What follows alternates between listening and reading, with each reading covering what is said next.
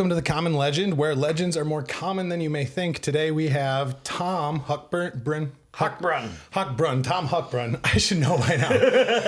Tom Hochbrunn, everybody, ladies and gentlemen, introduce yourself. Hi, my name is Thomas Hochbrunn, and I don't know what to fucking say. That's okay.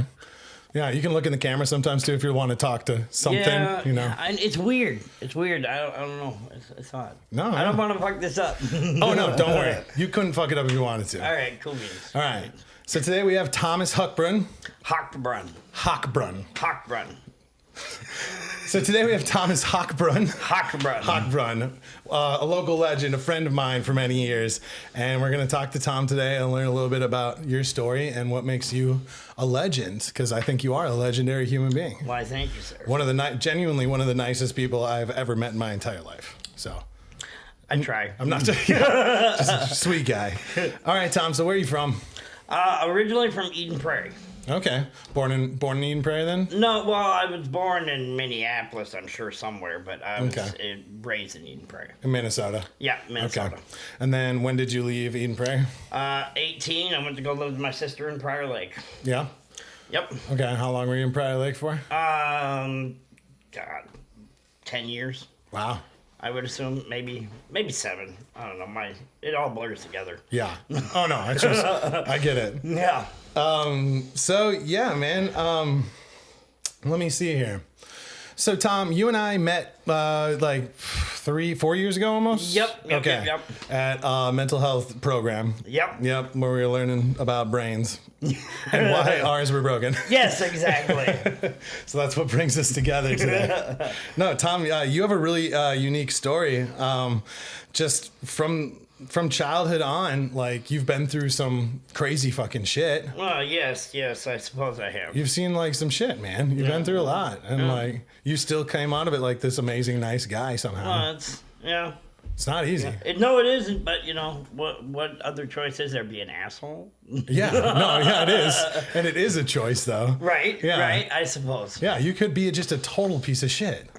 Sometimes I think I am. I would disagree with you. My wife would say otherwise. All right, we'll get into that. So where are you living nowadays? Living in Egan. Okay. And we're about to move like a mile and a half away from where we are. Okay. And 28th. Who's we? Who do you live with right Me, now? my wonderful wife, Evie, and our new addition, Ivy. You say new addition because it's a throuple, or? Well, we're just... Is it polyamorous or non-monogamous? More like seeing where it goes. She doesn't want to title it. Okay, fair enough. Yeah. So there's just three people. Three people living life. together. Yep. Enjoying each other's company and love. Yes, indeed. Great. Oh, yeah. How long have you been with Evie? Me and Evie have been together for 8-9 years at least. Wow. That's nothing to shy at, man. No, it's a while. Any relationship that lasts more than like 6 months these days is fucking, amazing. That's true. Yeah. That's true. Well, that's great. So, Tom, tell me what makes Tom. Well, it's TJ. I'm sorry. I'm talking like your dad. I know you always say Tom. Okay. You always have. TJ, tell me what makes TJ. Gosh, I don't know what makes me. What makes you tick, man? How do you answer that question? Exactly? I don't know. It's a tough one. That is what makes me. I don't know. I had. Shit, fuck if I know.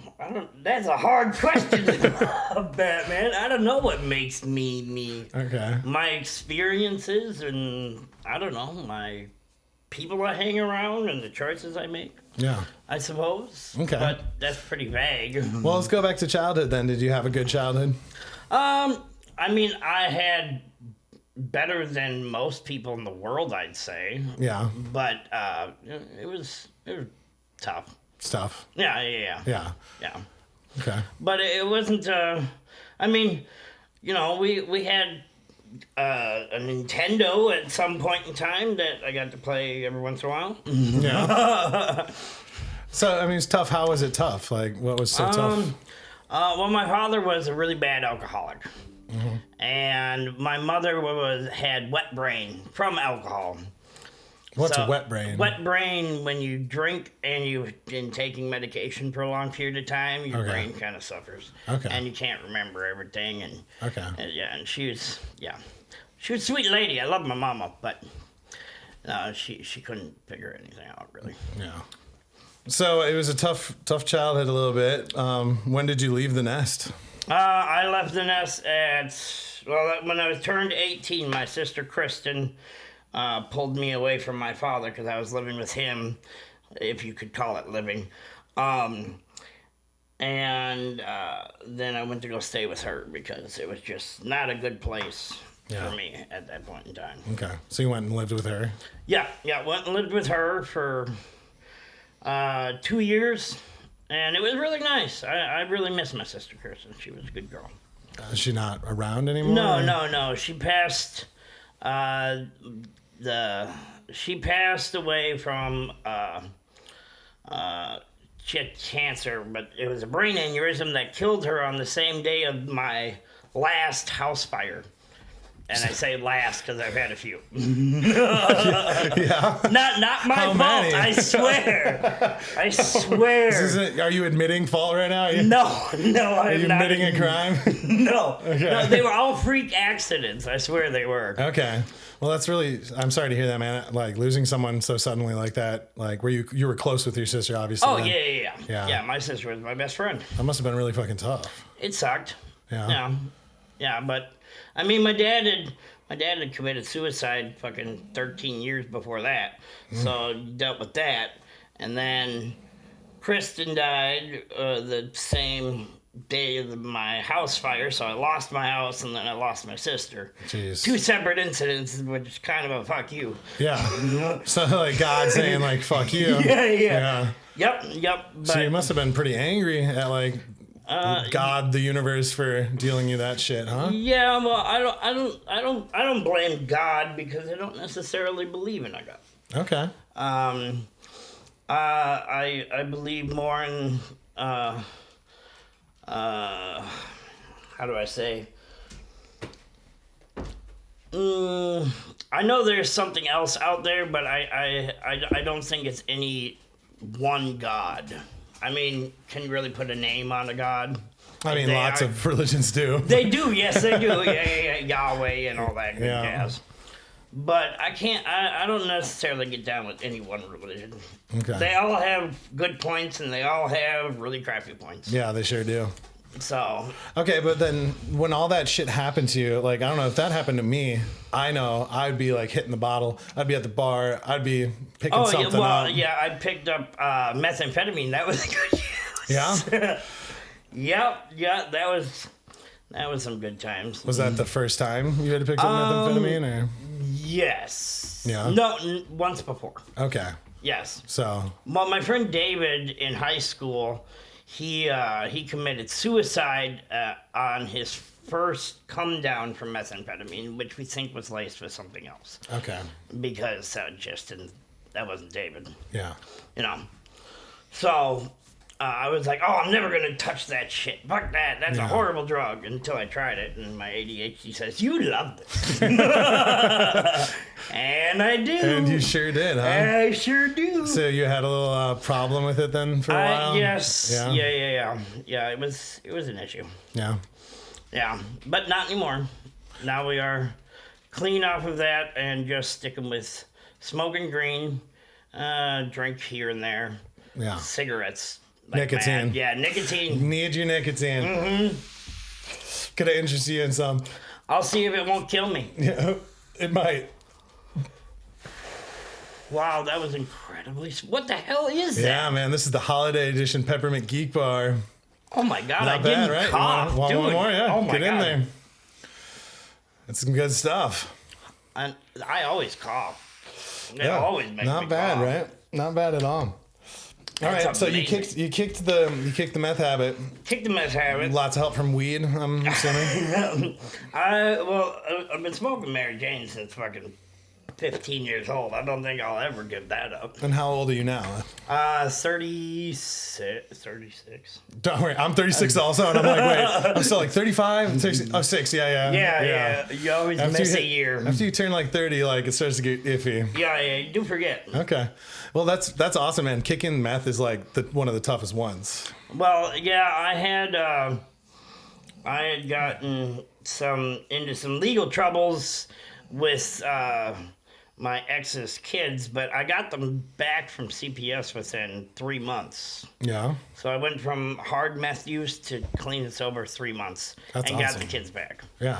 Yeah. What sparked that in you? What I made got you? the kids taken. You were She was like- about to kill me. And they were her kids. Yeah. So You were like, I have to. yeah. Have to ship up. Well, and they're my kids now too. I love my girls. So Yeah. you know. And how many do you have? Oh, I have a son who is transgender, and I have a daughter, 11-year-old daughter, and going to be 18-year-old son.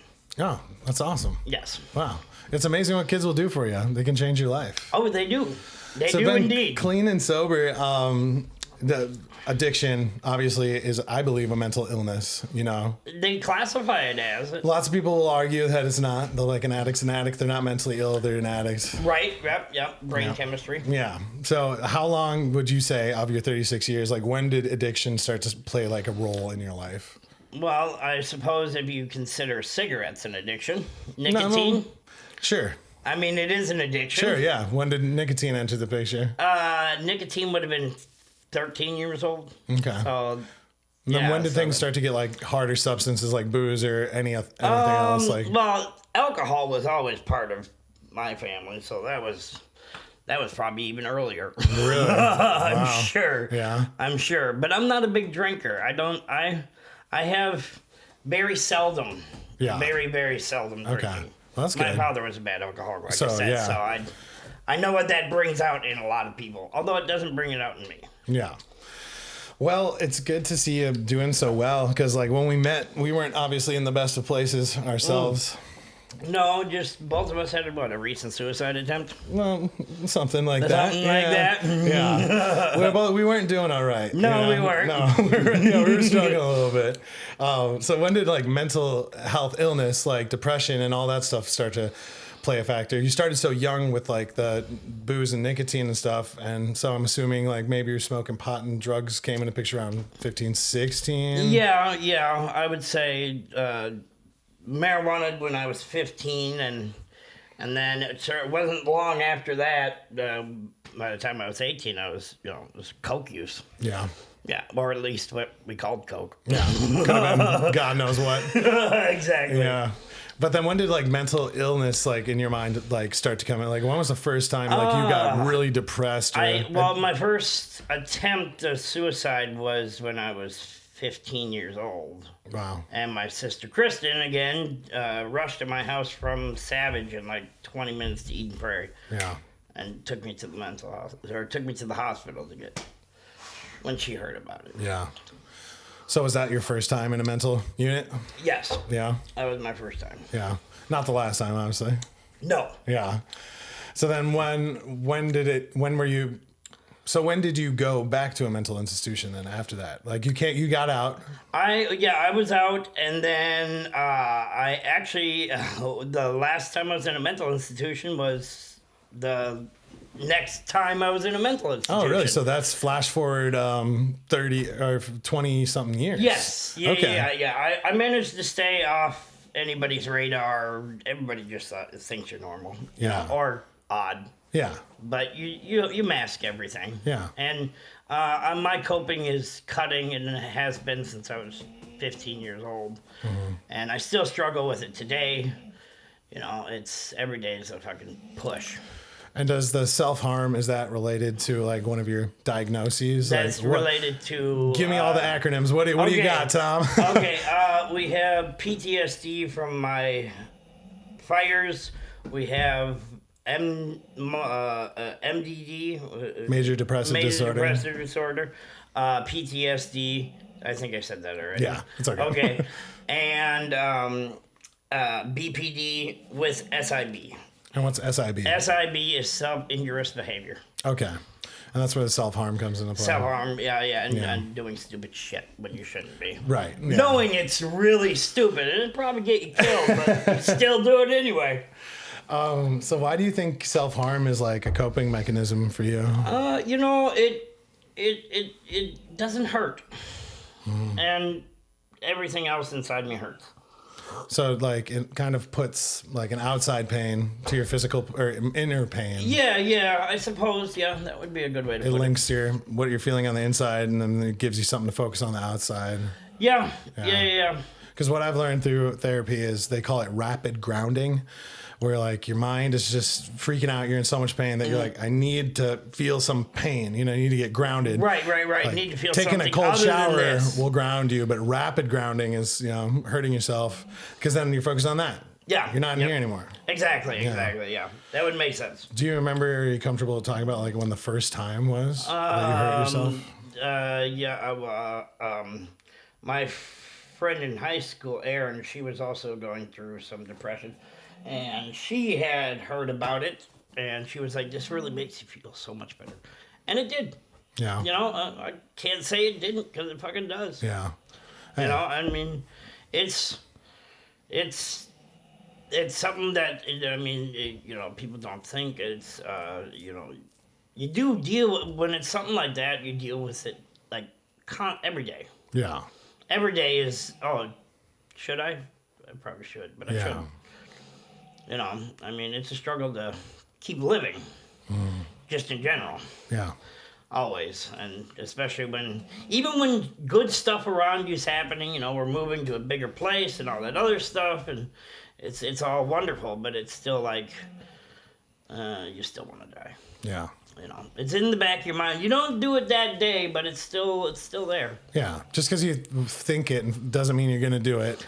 You're like, no. I wish I was dead, but I'm not going to go kill him. The wishing was dead, but it's like I told my mental health case manager last week that I was like, I have a plan. And I do. I know exactly what I'm going to do. I've done it before, and I would have been successful the first time had the police not gotten involved. And then we wouldn't have met. Yeah, well, exactly. I can't say I'm glad it happened. No. I'm glad we met. But yeah, for I was sure. saying, had they not gotten involved, they wouldn't be here because I was already going into organ shutdown by the time the cops got there. Right. I shit my pants and fucking all that other good jazz. It was not fun. No. But it's weird. It brings me some sort of comfort to know that I know I'll probably end my life, but not now. Yeah, I don't know. Day by day. Day by day. Day by day. Yep. And one day at a time. At least not until the kids are adults. Yeah. Yeah, because I know it was like being a child when my father killed himself. Yeah. So that I couldn't do that to my kids necessarily. But, it's a struggle. Yeah, I know. And I've struggled with depression too, obviously, as you know. And sometimes it's a daily thing. It is a daily thing. I mean, you some days you can wake up and be happy as hell. Man, and just... on top of the world. On top of the world. Not a sad thought in your head. Other days, that's all you can think about. Sometimes for me, like a single song lyric or a single scene in a movie, all of a sudden, God, you know that feeling, where you're just like, oh no, and then you're down that rabbit hole. Yep, and you can't stop thinking. It's little things. It could be, or you're driving down the road or walking down the road and you see someone like wearing something specific, or it's just weird little things, or you smell a smell and all of a sudden, whoosh. Yeah. Well, it's strange. The one thing that really gives me comfort, I can't remember what any of my family members that have passed on, but they sound like. Like, I forget. I can remember what they look like, but I can't remember what they sounded like. So my sister Ashley gave me a message from my mother that she kept. And I still get to listen to that. And it's one of the things that I love to listen to because I get to hear my mom say, I love you. But every time it makes me want to fucking die. It's horrible. It's terrible. But so you listen to it and you're like, and then it makes you sad. So sad. But you can't help but you want to listen to it. Because you want to hear him. Exactly. It's the good kind of sad. It is the good kind of sad, but the good kind of sad can lead to the bad kind of sad real quick. I had the same thing happen. I hadn't heard my mom's voice in 7 years, and I got an audio recording the other day, and I was sitting there bawling, just losing my mind, just Yeah, I want to cry just thinking about it right now. Yep. Yeah. Yep. Yeah, it's tough. But I mean, so how you doing these days? Well, I'm just recently back on my medication. Okay. As of yesterday, I took it, and I've been off it for like a month and a half. Okay. So that wasn't good. What kind of medication you taking? Antidepressant? Antipsychotic and antidepressants. Okay. No mood stabilizers or? No mood stabilizers Okay. that I know of. I don't know. I don't really know what meds I really take. I just Sadly, take that's true of a lot of people. It's hard. There's so many names, and like they'll just throw pills I know at you. 2 of them, Yeah. and I know I need to be on those 2 because they're the only ones that ever worked for me. So do you see some kind of benefit from? Oh using- yeah, for sure. Yeah. There is definitely a benefit. Yeah. And with, as my psychiatrist would say, your brain's not wired the same way my brain is from the traumatic stuff that you've had in the past. And so I constantly see myself doing stuff that I can't stop, but it's weird. Yeah. So what led you to stop taking your medication then? Drugs. Fair enough. Fair enough. Yep. Drugs Doing a led you little- to stop taking drugs. Yes. Well, because you feel better. Or you just don't feel how you. Well, yeah. You feel different. Maybe not better. Yeah. I mean, these are some DMT. Like the trippy drug, Yes. the death Yeah. molecule or whatever. Yeah. Okay. That's and I would smoke that every once in a while, and I would be okay. Yeah. Yeah, but I wouldn't take my medicine, which Right. leads me to inflicting myself harm issues, which I'm not allowed to have knives at the house. Okay. So Evie hides even the butter knives. They're all hidden. Yeah. Yeah. So I don't get that. When was the last time you hurt yourself? Maybe I don't know, a couple days ago. Sorry to hear that, man. It's a struggle. It's a daily thing. It is. No it is. judgment at all, man. Just because no, you hurt it's yourself all good. doesn't mean you're any No, less no. of a person. You're still one of the most amazing people I've ever met. So I'm sorry that it's still a constant battle for you. Yeah, I wanted to get it's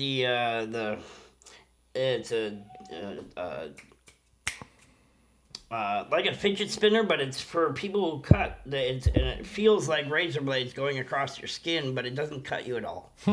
Okay. So And I can't find it.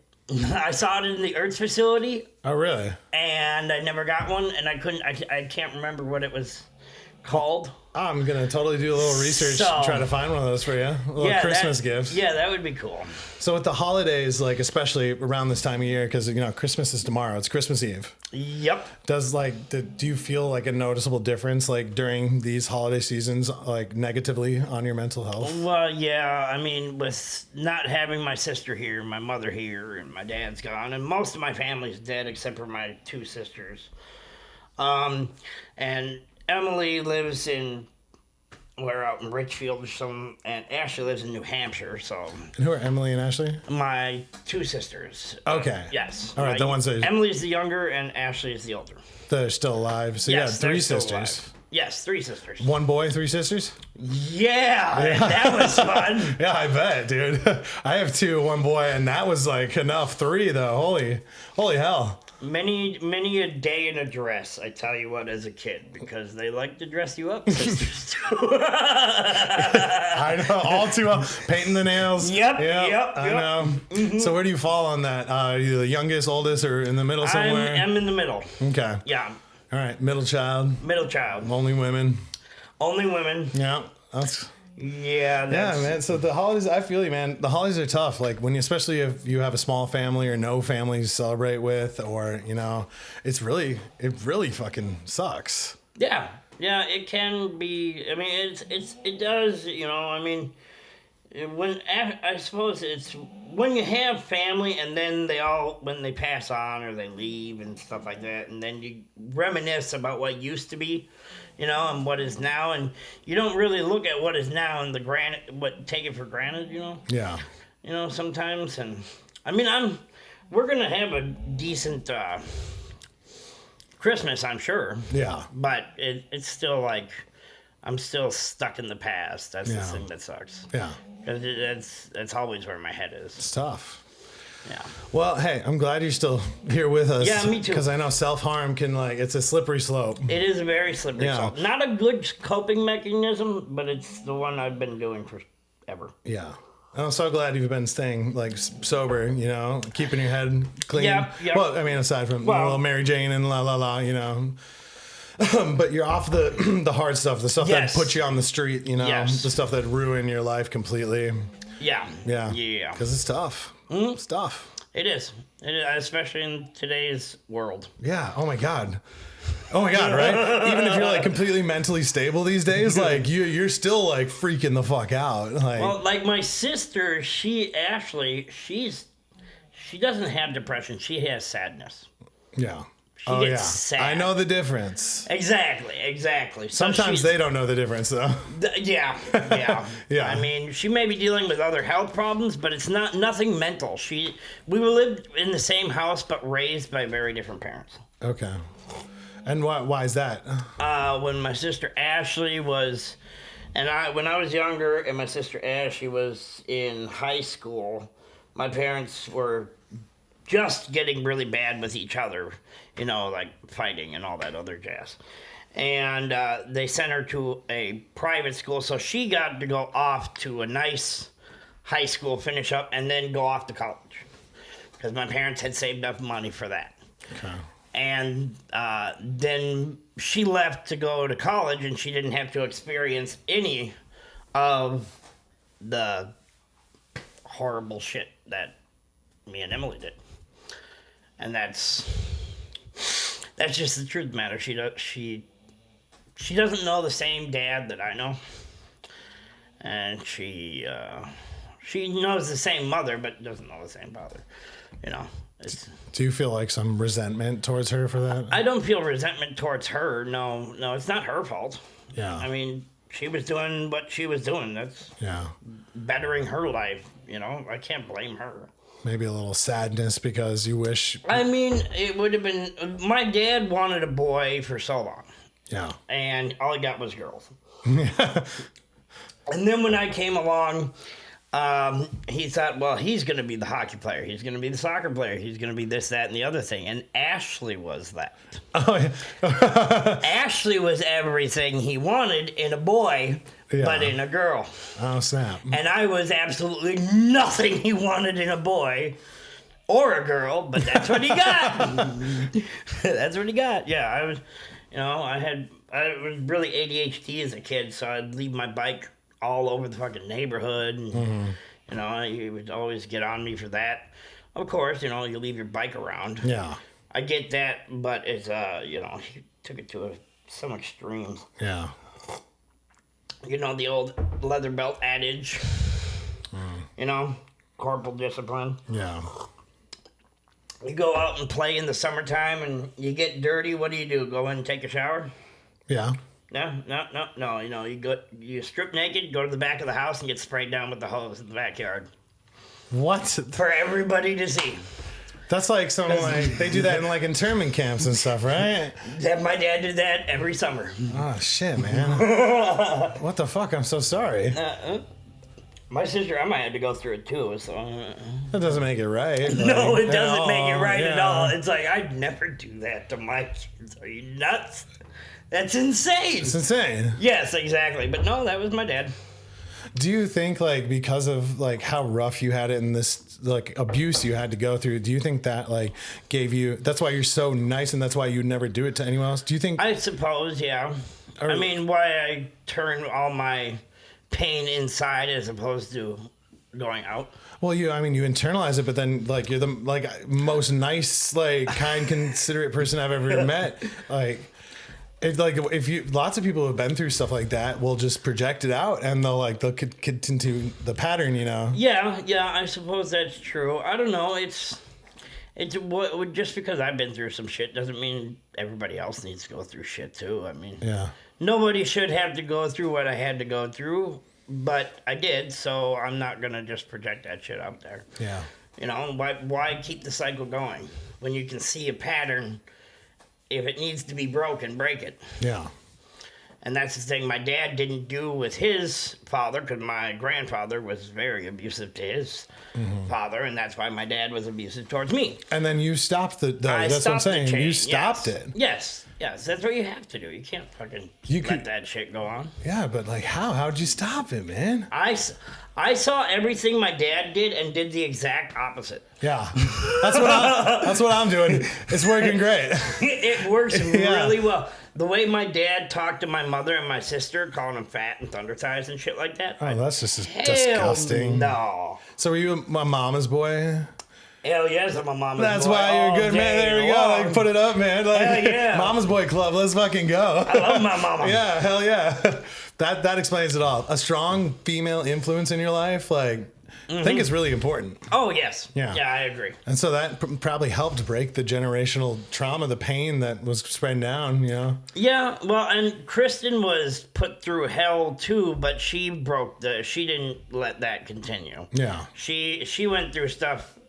I mean, my father was drinking Hennessy when my sister Kristen was going through shit. Yeah. My dad was drinking wine. And not that it really makes much of a difference, but I know my dad on Hennessy and I know my dad on wine. And I mean, he's both an asshole, but I'd much rather have the wino than the Henny. Yeah. You know, so it is what it is, I guess. I don't know. Well, Tom, I'm glad you're doing so well. And like, I mean, you've been stable in a house with a loving partner and now a third person. Possibly, yes. I'm glad you're doing so great, man. Cause you for all rights, you could be on the streets begging, yelling at people for no reason. Yeah, that's always a constant worry for me. I mean, right now we're getting the new place and, you know, as long as things stay the way they are, then yeah, we'll be fine. But it's always, that's why I'm like, oh, I need to get a van. That's why I had Bertha. In case. Yeah, just and in case. What's Bertha for the people who might not know? Bertha was my 1997 Ford Econoline fucking van. Yeah.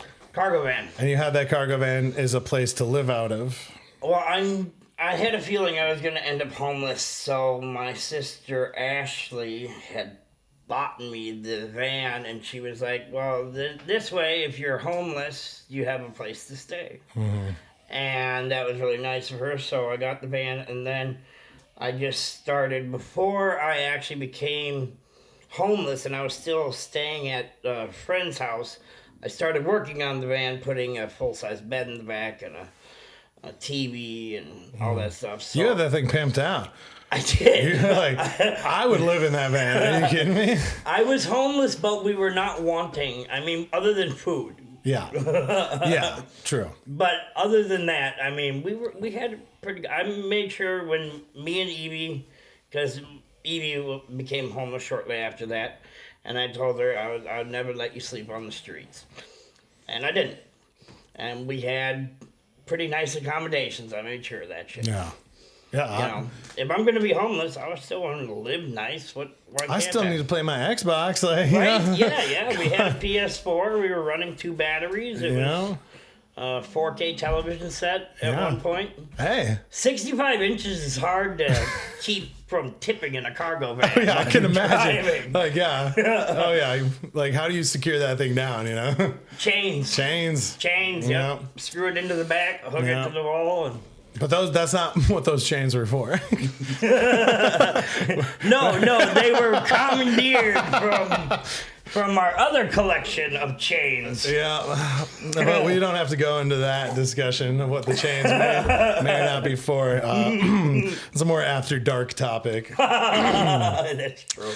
Just while we're on that, I want to touch before we get into some more fun questions. But thank you so much for like being so open and vulnerable to share, because lots of people like go through the same thing every day. There's hundreds of thousands, if not millions, of people out there who've like experienced like the pain you experience, and you being being willing to be so vulnerable and open and honest is like, it's really powerful, man. It's really brave. So well, if thank it you can so help much. somebody else, that's fucking great. Because I have a hard enough time helping myself. So one more personal question before Right. we get into the fun stuff. Evie is a transgender woman, am I right? That's right. Okay. Male to female. Male to female. And you are a straight gentleman? How do I you am identify? pansexual. Pansexual. Yes. Okay. Yep. So have you ever been in a relationship with just a man? Yes. Okay. So Evie, was she the first trans female Yes. that you've been with? Okay. Yep. And she's the only trans female. But, I mean, I knew Evie when Evie was Andy. And I know Evie. And Evie is not Andy. There's a huge fucking difference between the two people. And I fell in love with Evie. And Evie's my rock. If she's not there, I don't know what I would do. And you've been together for 7-8 years. Oh, yeah. Yeah. I mean, we stayed homeless together. We still made it through that. Mm-hmm. And when we were homeless, I said, next place we're going to have is an apartment, dear. I swear, we won't be homeless forever. 16 months, and boom. Then we were in the apartment we have now. And when we moved in there, she said, I want a townhome next. And that's where we're moving into. And Evie gets what Evie wants. Evie gets what Evie wants. I'm the same way, man. I feel it. So when did your pansexuality come into the picture? Like how old were you when you're like, oh? I thought I was bi for the longest time, and then ashamed of it for years until I got into high school, and then I just stopped caring. Yeah. And then I had a boyfriend in high school, and he was very flamboyantly gay. Yeah. He was very flamboyant. Yeah, okay. Yep. But me and him had a good run, and it was I invited him over. My dad was like, "Oh, you're having another sleepover?" Are you? Yeah. So Dad kind of knew. My dad knew, Okay. but he never ridiculed me for that. So that's still kind of young, I mean, Oh yeah. to go through the shame, especially like the time we were growing up, like pansexuality wasn't even a thing. Like when we were in high school. No, not yet. I mean, at least not a common knowledge thing. No, I mean, most of the time they call you, oh, you're metrosexual, or, Yeah. or, that was a thing for a long time. Yep. Yeah. Well, I used to get in trouble in high school and stuff because I called my boyfriend gay. And I was like, if you can't call your own boyfriend gay, I'm sorry. I was like, I'm pretty sure me and him are sleeping I'm together, allowed. so I'm allowed that. But no, I get in trouble in high school all the time. Really? Detention. I spent a lot of time in detention For calling your my boyfriend gay. Oh my Lord. That is too good.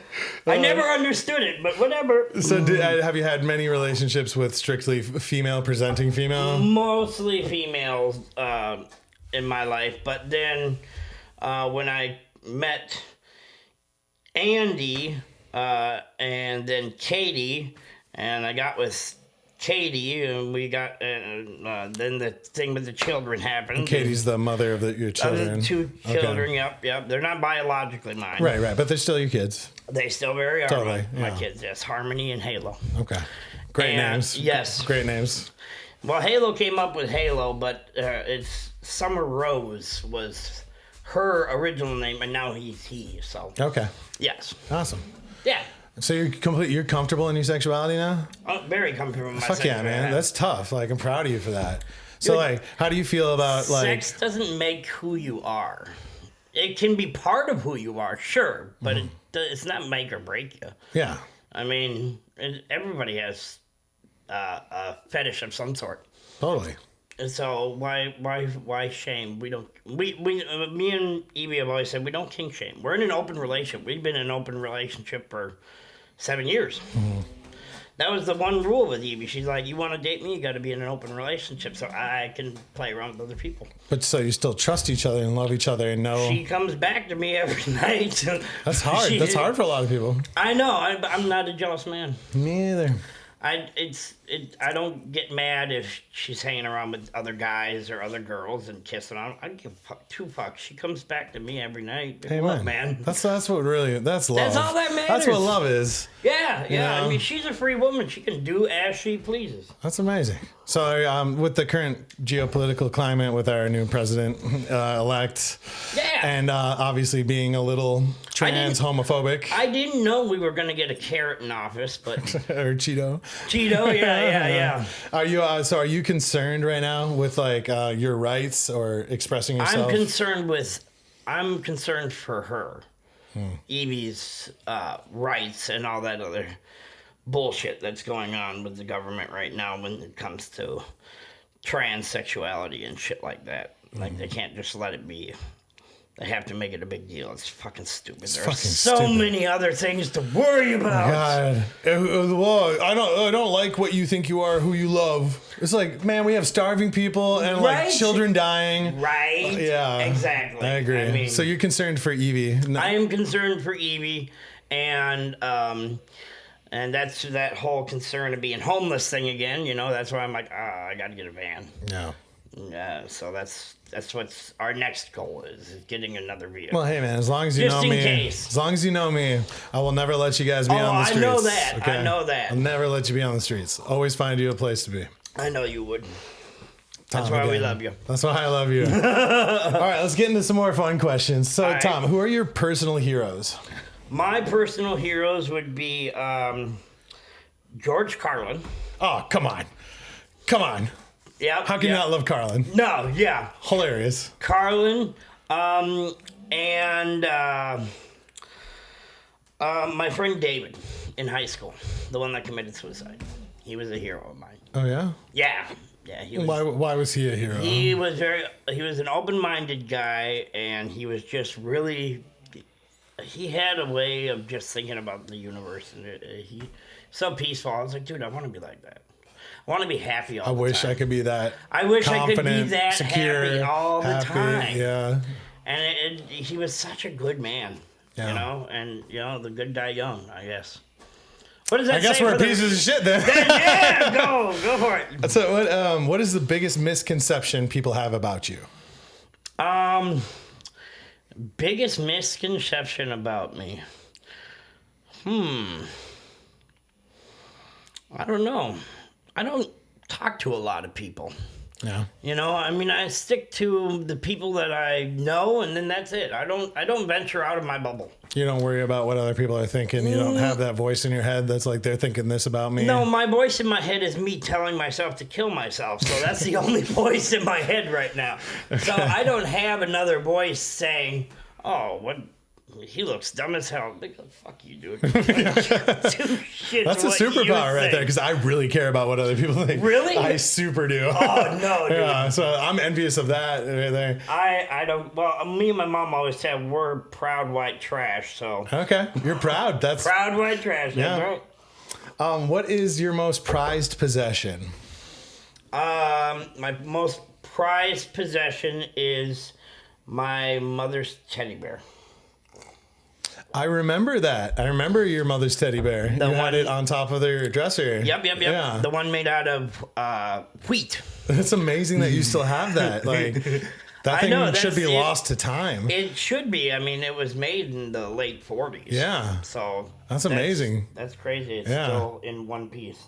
That's great. So do you have like a go-to mantra or motto for life that helps you get by? Live the life you love the life you live. Simple. I like that. Yeah. That's good. Some days it's hard. It's easy to do, and other days it's really hard. But I think that mantra would stay with me. That's the one. Yep. So how would you define success in life? What makes someone successful? Well, success, I guess, means many different things to many different people. But how do you define it? How I would define it is, I suppose, when you pass on from this world, if you leave the world, leave someone better off than they were before having known you. That's success. That's a life worth living. That reminds me of the Robin Williams quote. I don't know if you're familiar. He's like, I don't know if I did any good in this world. All I know is a couple people are happier because I was in it. I love Robin something Williams. like that. I'm paraphrasing, but Great. such a great guy. Yeah. Yeah. What do you consider to be your biggest achievement in life? Biggest achievement in life is, well, I'd say life at this point. Being alive. Yeah. That's your, yeah. Hey, That is. Hey, that's I'm, fair. I'm still here, Yeah. and that's amazing to me because how I am in my head, I shouldn't be. On the opposite end of the spectrum, what is your biggest regret in life so far, if you have any? My biggest regret is not being able to say goodbye to my sister Kristen before she passed. My brother-in-law, her husband, stopped me from doing that before she died. He wouldn't let me do it. Yeah. Yeah, so, dick. Fucking asshole. Dick. What is like a social cause or issue that you are like really passionate about?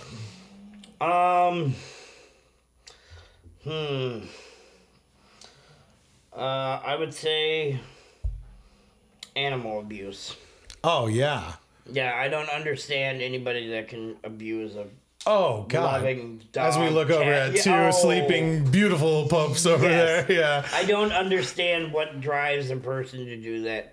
I mean, other than maybe a psychopath. Because their It brain, has to be. again, is wired differently. Than, Right. So I get that. Or a But, sociopath too. Yes, Yeah. yes. I get that. It's their need to hurt, but I don't understand how could you hurt? How could you that? hurt? Look at them. Look at them snoring over there. Oh, I don't my even know. We might be picking up the audio of them snoring this whole time. So I'm sorry. If anyone at home has been hearing two snoring dogs, that's why. In future episodes, this is the first one test run. I'm probably going to have to put them in a separate room. They've been visiting us and stuff. So what is the biggest change you've seen in your life in the last 5 years? The last 5 years is...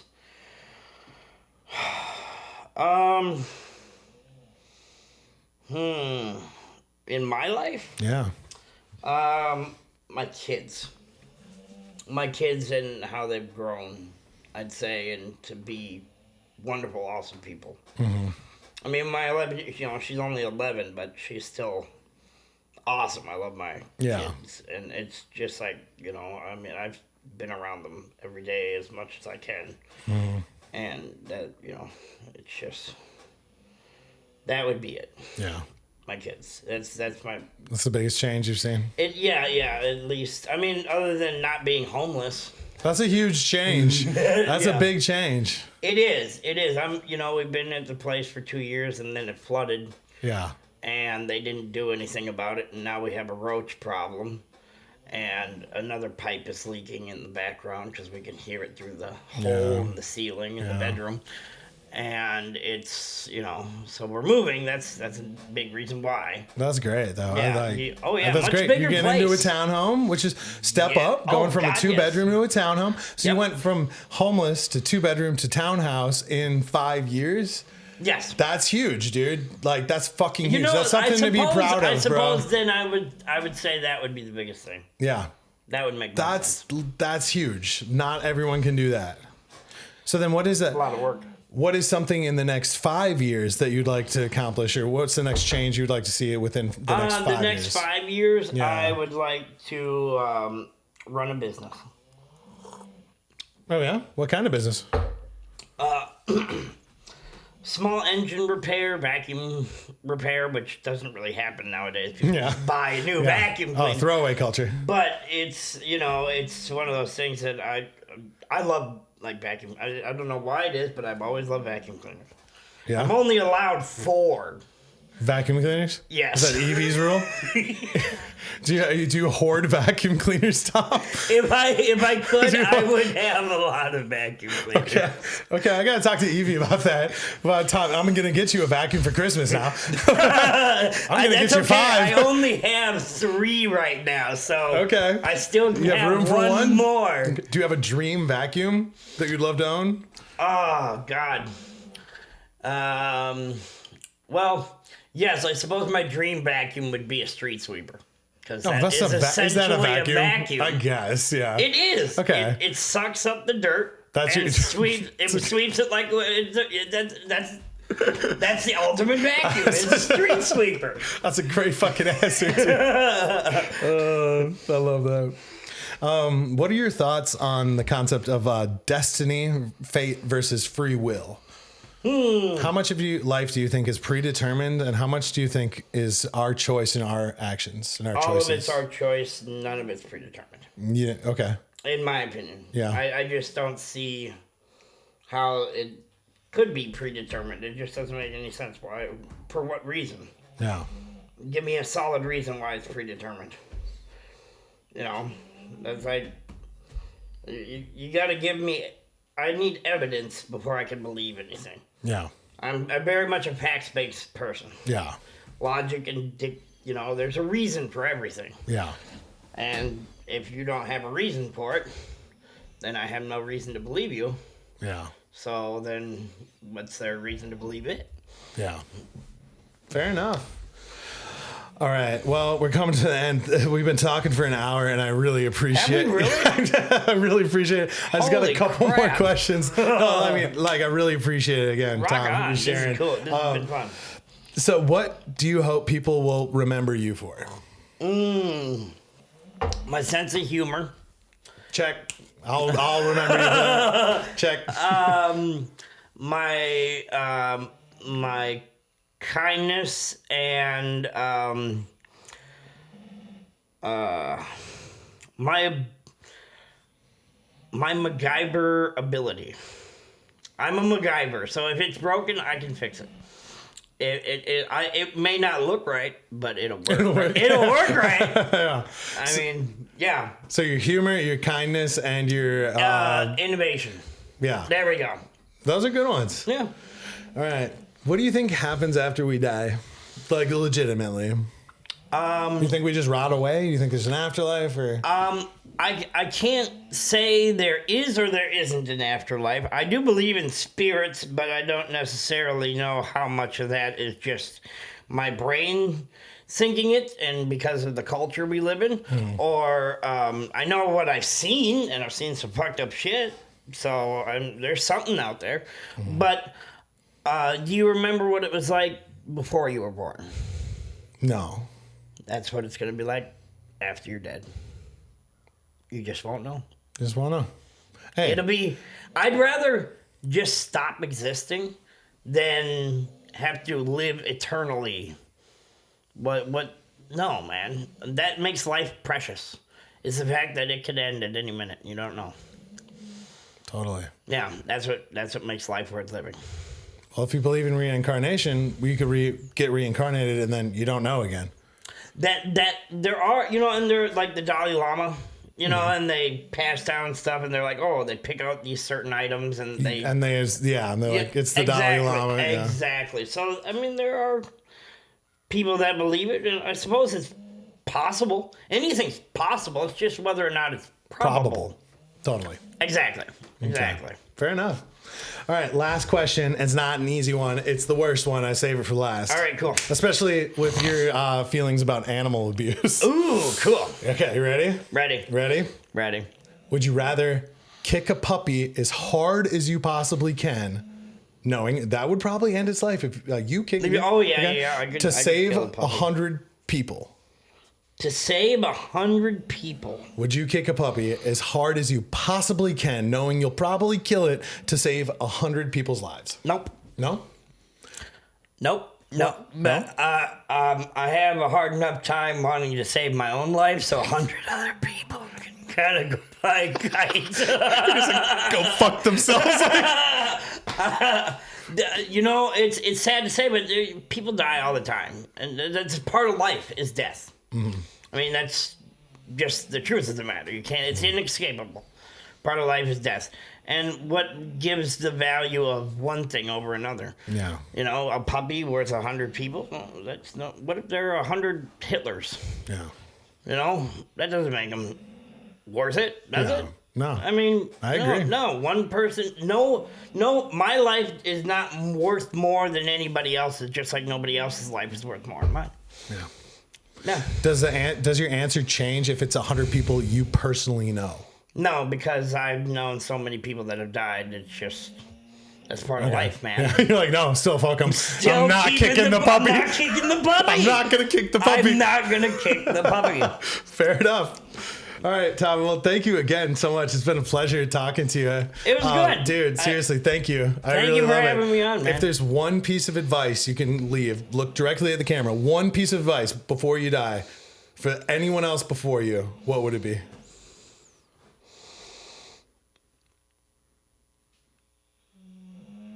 God damn. Snore. She's getting bored. That's that piece of advice. That's the piece of advice? That's the piece of advice. No. What's the one piece of advice you would leave? Say it to the people at home. Fuck, man. I don't know. One piece of advice. No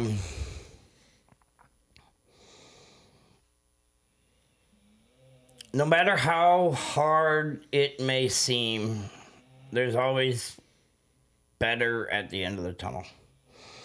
There's always something better coming along the horizon. You just don't see it yet. I mean, I'm living proof. So I'm not the richest man in the world, and the Lord would say I'm not the healthiest, but I'm fairly happy. And, other than the fact that I struggle with my mental health, I'd say, yeah, stay going. Keep going. It's life's worth living.